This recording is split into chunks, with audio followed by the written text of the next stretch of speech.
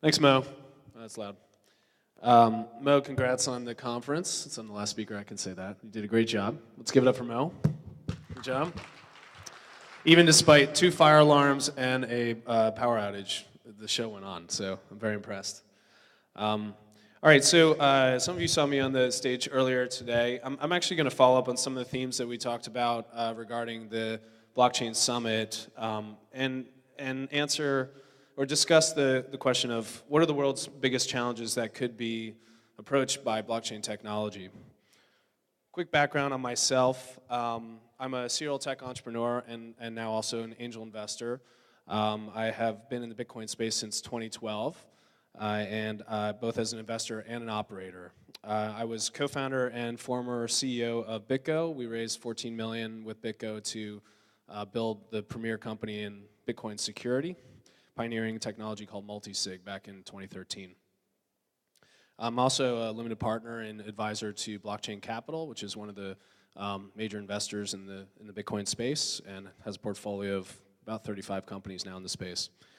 And since I left BitGo about 4 months ago, I've been spending a lot of time looking at what is the future for blockchain technology and how can it influence and impact some of the high growth areas and other areas of tech. My background is in tech in general. I've been the founder of 3 companies, had 5 exits, and I've actually personally invested in 50 companies, either directly or indirectly through funds.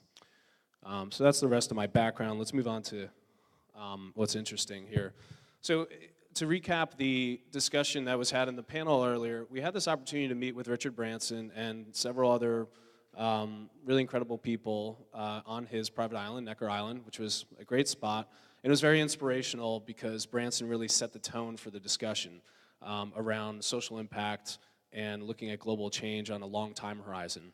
So in this picture here, you've got Branson on the left, you've got Hernando de Soto on the right in the foreground, Michael Casey, Wall Street Journal journalist next to him, Steve Waterhouse on the left next to Branson, Oliver Luckett to the left of Branson, digital media executive. I'll mention some of his work. Behind there is a guy who runs Alibaba's venture arm. So really diverse group of people to come and talk about the theme of blockchain technology, not Bitcoin the currency, and what this worldwide ledger could do for future applications.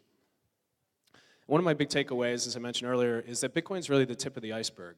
It's the first killer app for blockchain, but beneath that, in that chart up there, there's an incredible amount of capabilities and opportunities for blockchain technology. So in that chart, you'll see things like governance, smart property, voting, smart contracts, identity, crowdfunding, which we just heard about, Internet of Things, climate. Anywhere where there's an opportunity or where there's a need to have either a trustless ecosystem, an irrefutable ledger, or markets where counterparties don't coexist in the same place or through some intermediary, there's an opportunity to introduce the blockchain. And also I would say that when we look around what's happened in Bitcoin, I call Bitcoin 1.0, there's been over $700 million of venture capital poured into Bitcoin 1.0, and we've kind of built the first key building blocks, you know, the security, the liquidity, you know, the mining power, transaction processing power, some of the payment processors, and so forth. And I think we've really done a good job in the first few years of that, but now when we look ahead, and investors are thinking about what are we going to do next, and entrepreneurs are thinking about what are we going to do next. What I took away from the discussion there was that we're at this inflection point in the industry. We're moving from what can we do with Bitcoin, oh wow, Bitcoin is neat, you know, it's exciting, to what should we do, right? And so now that we've understood this technology, we've come down the learning curve on what Bitcoin can do, and it has achieved a scale that it has, and we've got all of this technology and venture investment in it. Now it's what should we do with this? So I'm going to focus my remarks on 3 key areas. A few of them have been touched by different speakers, but I'll go with 3 kind of specific examples here today: property rights, Internet of Things, and identity. So property rights is a very interesting topic because, you know, in the U.S. or, you know, in the developed world, we have some pretty robust systems. But if you look at other parts of the world, there is significant corruption, there is significant error, there is just this rampant issue that leads to what Hernando de Soto, who's pictured in the middle, calls dead capital. Hernando de Soto is a proven economist, likely will someday win the Nobel Prize for his work on this. And he has developed this thesis that if you have a robust information framework around property rights, around title, then you can develop the market forces for financing, and you can empower the poor to, to grow and to flourish.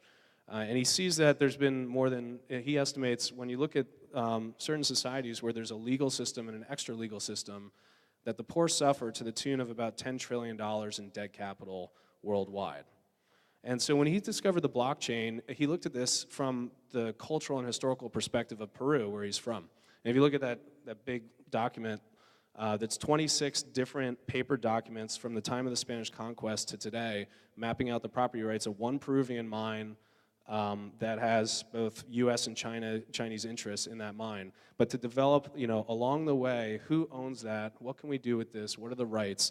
It's all the paper system. Think about how many people are involved, how much bureaucracy is involved, where there could have been mistakes, where there could have been corruption, and so forth.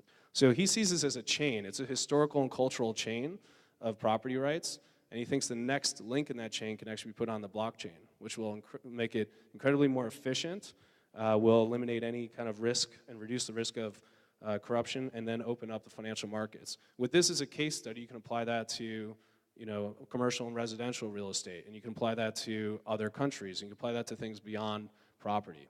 So he sees the blockchain as a tool for globalizing and therefore peacemaking through the registration and transfer of property rights.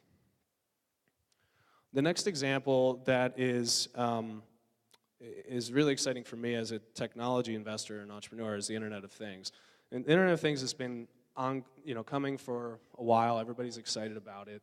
The estimates are that there will be 25 billion connected objects or connected devices by 2020, and there will be $7 trillion in terms of an addressable market for IoT solutions. But for a long time, we've kind of been saying, well, what's the use case, right? What are my door locks and light bulbs going to do once they're smart? What are my smart appliances going to do? And nobody really has had an answer for that. Well, there's a guy named Paul Brody who was part of the IBM Adept project, and then now he's at E&Y. And he gave a presentation where it was pretty eye-opening to me that what we're seeing with system-on-chip manufacturing is that the cost of system-on-chip has come down below the cost of a minimally functional chip, soon to become below. And so when you get to that point, actually what that means is now every device that has a chip in it can have, say, a 2 gigahertz processor, or it can be smart enough to run the blockchain, to connect to the blockchain, and therefore kind of bring its own cloud. So if you look at that example on the right, the Apple Lightning adapter, which is the way you charge your iPhone, actually has more compute power than the original iPhone. And that's pretty dramatic. So now there is no need to define the use case. You literally just put this system on a chip on every single device that needs any kind of computational power. And now you've lit up 10 trillion nodes for the blockchain. So the blockchain becomes that ledger, that database, that registration for all these devices. And then with application layers and SaaS and cloud offerings, you can now really create dramatic applications. So Paul Brody calls this, it's not a question of needing a use case anymore, just do it. And that he calls it now the economy of things. I think it's a really exciting inflection point in the way we're going to think about this, and we're going to see a lot of growth, trillions of devices and sensors that can bring their own cloud through the blockchain. And the third example, broadly I'm calling identity, but I want to call out two different examples here.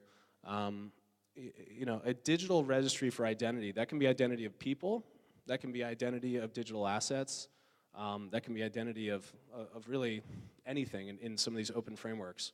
So Bill Tai earlier mentioned Lucy Liu attended the summit via teleconference or video conference, talked about her project. She recently published this documentary called Mina, and her goal here is to raise awareness and reduce human trafficking in the sex trade. And the vision here is if you could register these young kids that are born in impoverished countries and register their identity on the blockchain such that later when they're picked up somewhere else, you go back through DNA fingerprinting and other things and say, hey, who is this person? And do they have, are they where they're supposed to be?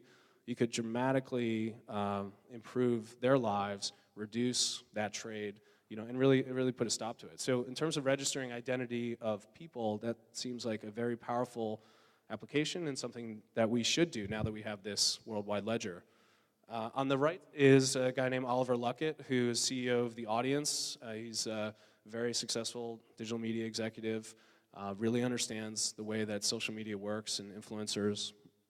And he talked about an interesting challenge, which is that an artist might create some original content, and then that content will get syndicated and derivative works will be created and so on and so forth.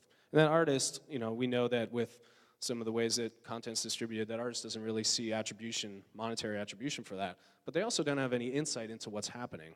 So Oliver is suggesting that maybe the blockchain could be a digital registry for the content that's created at origination, and then using algorithms and using other technology downstream, understand the derivative works, understand the trends, understand the analytics behind that, so that artists can better work their craft going forward.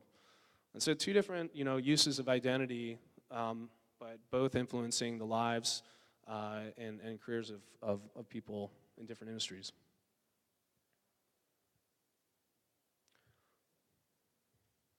So I'm going to wrap with one slide, which is just how do we get there? Because this is kind of a lofty vision with those three examples of what we should do and how the blockchain can impact some of those challenging problems.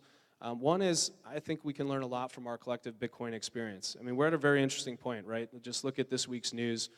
Mark Karpelès arrested in Japan. We're kind of at the end of the Mt. Gox chapter, and hopefully that hangover ends quickly.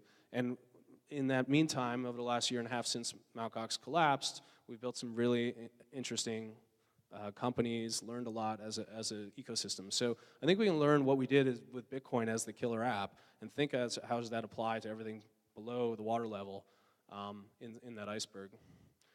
Second is, I think people are finally realizing we have to partner outside the ecosystem. So Wall Street now is taking a serious step into blockchain. They are very passionate about it. And if you look at Lucy Liu and her activist campaign, if you look at Hernando de Soto and the Peruvian government, the US government, and property rights, it's going to require a collaboration outside of Bitcoin. The last presenter said, don't just think like Silicon Valley and beg for forgiveness later necessarily. It's the same concept. I think there's now an opportunity to bridge with other people who have influence and have experience and say, hey, we're bringing blockchain to you and you're bringing what you know well to us, and let's collaborate on that. I also think most of the major applications that are going to have dramatic social change are going to be in the global arena, not just US pain points. We don't need a better way to buy Starbucks coffee right now. We do need to think about some of these bigger issues that can rise the tide for some of the developing nations. And then I would just lastly say, and this is why I'm still very excited about the space, is that it's still super early innings. If you don't own Bitcoin right now, you can still be an early adopter and an early investor. If you haven't built a Bitcoin company or a blockchain company, you can still start one of the greatest companies. I mean, we're in my mental framework, we're in 94, 95 of the internet. So that means Google hasn't been founded, Facebook hasn't been founded, YouTube hasn't been founded. None of the big companies have actually been created yet. And so it's an opportunity for all of us to get involved, invest, invent, and solve some of the biggest challenges in the world. Thank you.